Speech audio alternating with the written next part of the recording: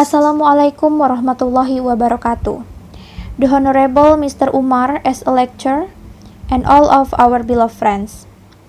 First of all, let us thanks to Allah that has given us a mercy so that we can meet in online learning today. Okay, before we start our presentation, I will introduce the members of our group. For the first member is Sylvia Pratami, the second is Dia Wulandari, the third is Salsabila Lambaria, and the last one is Nabila Kurota Aini. Now, let we start for the first material. Okay, my name is Sylvia Pratami. Now I am going to explain the material about the research and theory. Okay, for the first slide, in here we have the character to optimal teachers and student relationship. For this material, we have 2 points. For the first point is high dominance and the second is high cooperation. So for high dominance, it's mean characterized by clarity of purpose and strong guidance. So for the purpose and guidance by the teacher in high dominance should be both academic and behavioral.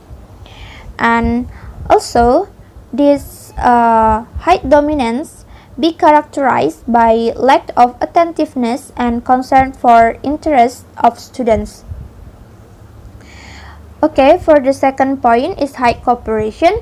It's mean characterized by a concern for the needs and opinions of others and a desire to function as a member of a team. So, is characterized by an inability or lack of result to act without the input and approval of others. Actually, between high dominance and high cooperation, it's the right combination. So let we continue for the next slide. In here we have the illustration of interaction between dominance and cooperation. Actually, high dominance and high cooperation is right combination of moderate to high dominance as opposed to extreme dominance, and moderate to high cooperation as opposed to extreme cooperation. So it is we can say that right combination because both of them provide the optimal teacher and student relationship for learning. We can see that in this slide.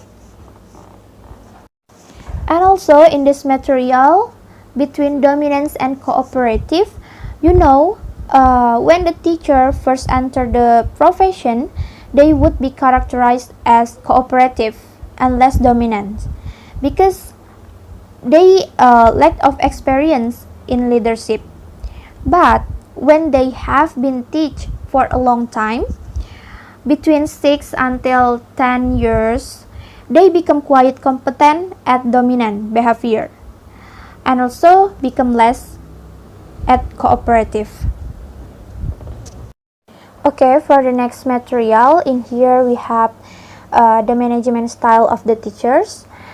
So there are 4 options in terms of students' preference for the management style of teachers. For the first style, that is rules or rewards punishment style. Actually, this style already have described well by the title. So in here, teacher use this style to articulate rules and procedures and present them to the students. So the teacher act with the rule that give positive consequence, but and they not act with the rule that give negative consequence to the students. Okay, so for the second is the relationship listening style.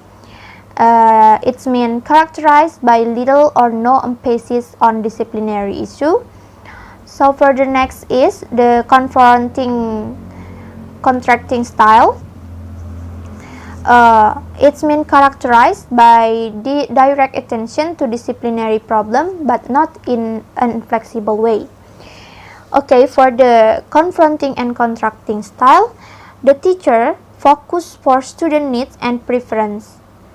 So for the last one is no preferred approach.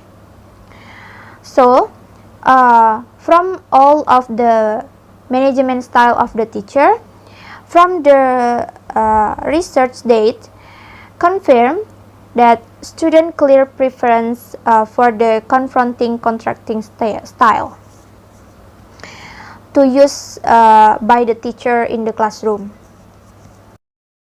Okay, in here I have a result from a research. They finding in general 12 until 22% children in school suffer from mental, emotional, or behavioral disorder, and relatively few receive mental health service. And also 40% young people are at risk or failure in school because of serious problem outside of school. So according to this case, I think the teacher must have many different strategies and also must use different strategies with different type of students. Now let me continue to the next material. So for the next material is about a program. So in the program to increase teacher and student relations, they have a principle, namely TESA, or teacher expectations and student achievement. So based on this principle, the teacher should use good behavior to creating an atmosphere in which all students feel accepted. Okay, to make all of students feel accepted and also create a good relationship between teacher and the students, in here we have the program that is 3 strand behavior of the teacher. So for the first strand is the response opportunity strands. Its mean addresses equitable distribution of positive type of response, helping individual students respond latency. It means how long a teacher wait for a student response, and also type of questions. Okay, for the next is the feedback strand. Feedback strand, its main addresses affirmation of correct performance, praise, and reason for praise, listening and accepting feelings. Okay, for the next strand is the personal regard strand. Its main addresses a proximity, courtesy, personal interest, touching, and desisting. Okay, the 3 strand of behavior, so that is positively affect teacher behavior, student behavior, and then student achievement. Okay, thank you so much for your great attention. Wassalamualaikum warahmatullahi wabarakatuh. Assalamualaikum warahmatullahi wabarakatuh. My name is Dia Wulandari. I will continue about Sylvia's explanation. About teacher-student relationship part action step 1. Okay, let's get started. There are 2 steps to make effective teacher-student relationship. The first is exhibiting assertive behavior. So this step is dominance with exhibit assertive behavior. And then the second is establishing clear learning goals to make clear the goals on learning process. So I will explain it one by one. The first is exhibiting assertive behavior. Exhibiting assertive behavior is the ways to communicative a proper level of dominance is to exhibit assertive behaviors. So because this step is dominance with assertive behaviors, I will explain what is assertive behavior. According to Emmer, Everson, and Worsham on 2003, assertive behavior is the ability to stand up for one's legitimate rights in ways that make it less likely that others will ignore or circumvent them. So, these steps has 3 categories. Based on Emmer Evertson and Warsham's explanation, there are three primary categories. The first is use of assertive body language. So, for the example, we use eye contact with the students.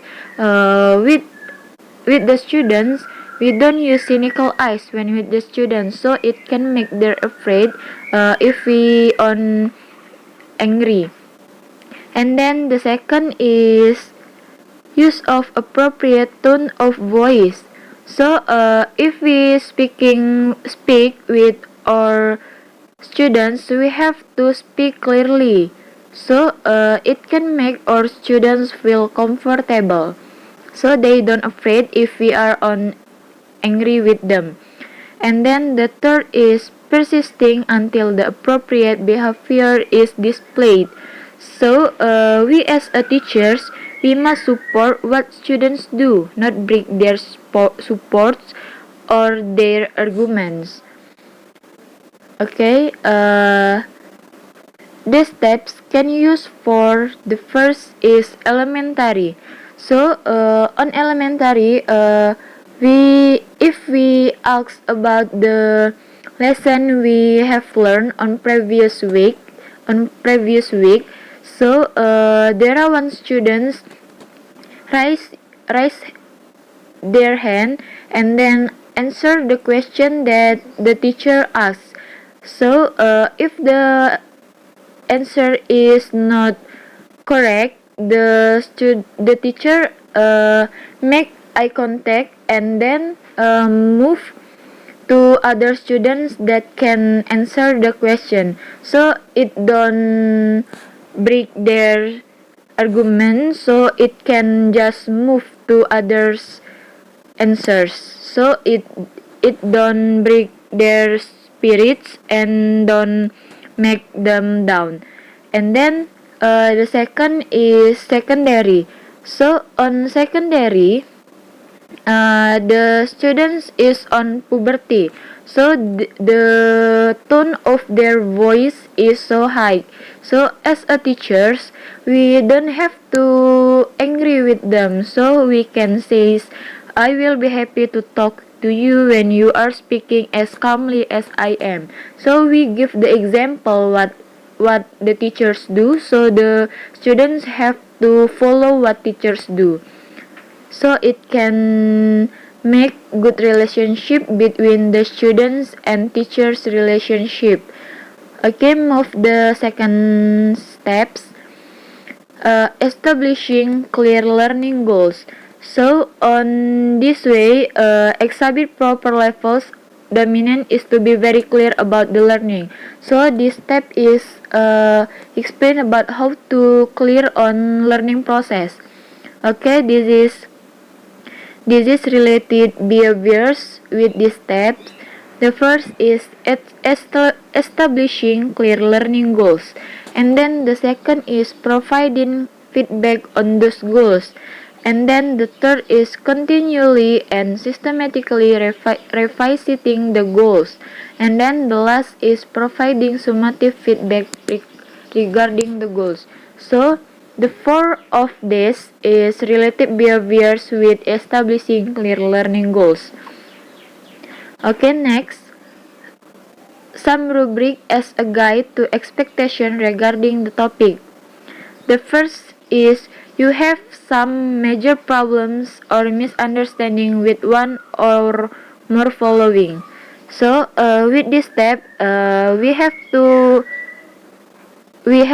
have some problems and misunderstanding with one or more following, so it can make the resolution. And then the second is you have a basic understanding of the following but have some small misunderstandings with one or more following.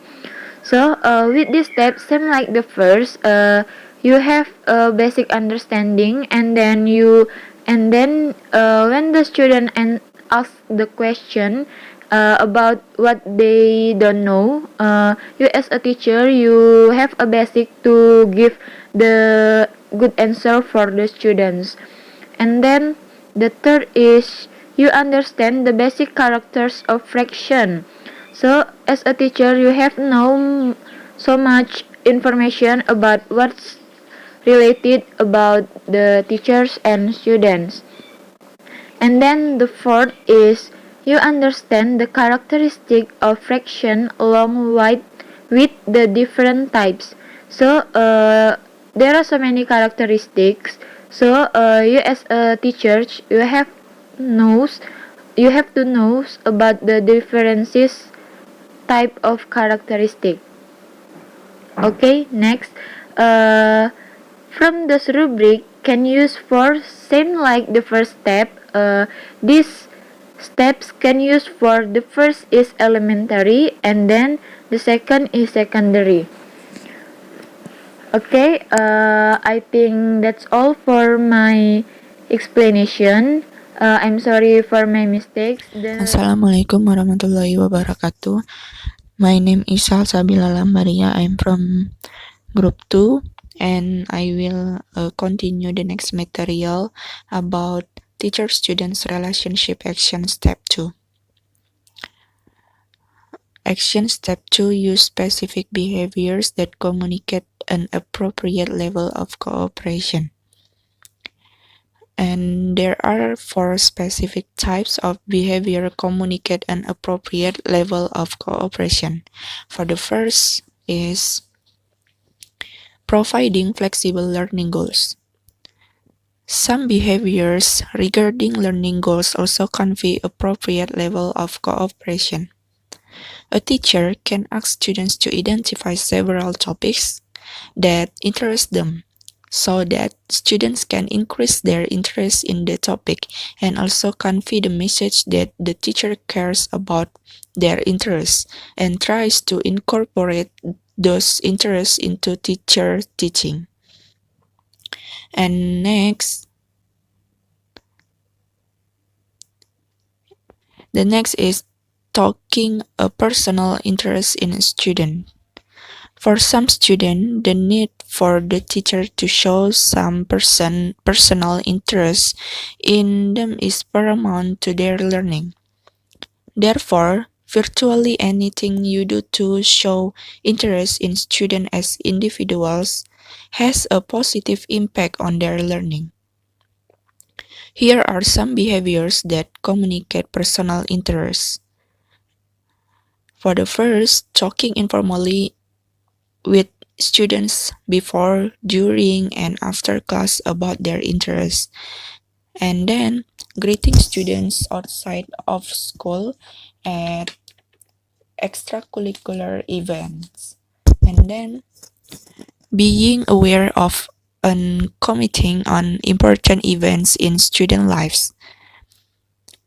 And next, complimenting students on important achievements in and outside of school. And for the third, using equitable and positive learning behavior. There are some behaviors that are useful in terms of fostering teacher-students relationship, and it is a strategy for equitable and positive interaction. Such behavior include the following. For the first, making eye contact with each student in the room. And then making sure that the seating arrangement allows you and the students clear and easy access to move around the room. And then attributing the ownership of ideas to the students who initiated them. And the last, encouraging all students to be a part of class discussion and interaction. And the last step is responding appropriately to students' incorrect response. When a student respond incorrectly or don't respond at all the questions the teacher asks, and then the teacher's behavior in responding to it must be correct. In a way, emphasizing what was right, allowing students time to seek help from peers, asking the question a second time and allowing time for students to think. And then rephrasing the question, giving hints or cues, and providing the answer and asking for elaboration, and respecting the student's opinion to pass when appropriate. Okay, so the next material will be explained by Nabila Kurota Aini. Assalamualaikum warahmatullahi wabarakatuh. My name is Nabila Kurota Aini. I'm from PBI 1 2019. Now I will continue our material about action step 3. Be aware of the needs of different types of student. Okay, effective classroom managers are aware of the unique needs of the individual student, particularly those from background. Although many teachers sense such need existing, it is useful to formally identify categories of high-need students and the management strategies. And next, 5 categories of high-need students. Burpee and Freeman show 5 categories of high-need students. First, passive. Second, aggressive. Third, attention problem. Fourth, perfectionist. And the fifth is socially enough. Okay, first is passive. The following vignettes depict the type of interaction that are particularly effective with this type of student. In this section, depict one-to-one conversation between teacher and student. The category of passive is divided into 2 subcategories. First, fear of relationship, and second, fear of failure. Okay, although fear of the common denominator in both subcategories, the object of the fear is different. Some students in the passive category may be victim of the neglect and abuse that is physical or verbal in nature. They may also suffer from medical problems, including but not limited to depression and social phobias. And next is aggressive.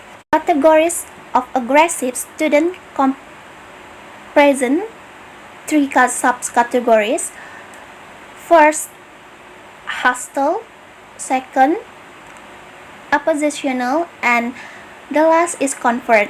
These categories closely correspond to diagnosis in the Diagnostic and Statistical Manual, or DSM. Although as a classroom teacher you cannot make formal diagnosis, it is useful to be conversant with the DSM and the description of the various type of behavior if it contains. Okay, the first is hostile. The subcategory hostile is closely related to the clinical diagnosis of conduct disorder in the DSM. Characteristics of this disorder are poor anger control, second, poor impulse control, and low capacity for empathy, and so on. And next, second is oppositional. The second subcategory is this student exhibit milder form of behavior problem than the hostile student. Typical characteristics of this student include consistent, resistant to following rules, arguing with adults, frequent use of harsh, and so on. And the last is the subcategory of comfort. The subcategory of comfort student doesn't have an identifiable DSM diagnosis, but these students are easily recognizable to most teacher. Yes, that is the following vignette depict interaction with these three types of student. Okay, next, attention problem. The category of attention problem contains two subcategories. First, hyperactive, and second, inattentive. First, hyperactive correspond to the DSM diagnosis of attention deficit or hyperactive disorder. And then, characteristic of the hyperactive subcategory is include poor impulse control, inability to stay, sit, or work quietly, and so on, while the subcategory of inattentive correspond to the DSM classification of attention deficit disorder and predominantly inattentive type. And then the characteristic of the inattentive subcategories include failing to give close attention to detail, rarely avoiding to listen, having difficulty. Okay, next. Perfectionist. The categories of perfectionist closely correspond to the DSM diagnosis of obsessive compulsive personality disorder. Perfectionist students are driven to such at level that are close to. The students are often self-critical, have low self, and have deep-seated feeling of the inferiority. And then they see being perfect as the only way to gain love, respect, or attention. And next, socially enough children have difficulty making and keeping friends. They stand too close and touch others in annoying way, talk too much, command, and in general don't seem to fit in. And then these children often feel sad, confused, and different from others, and they have difficulty following complex sequence. Okay, that's all our explanation today. Thank you very much and stay safe. Wassalamualaikum warahmatullahi wabarakatuh.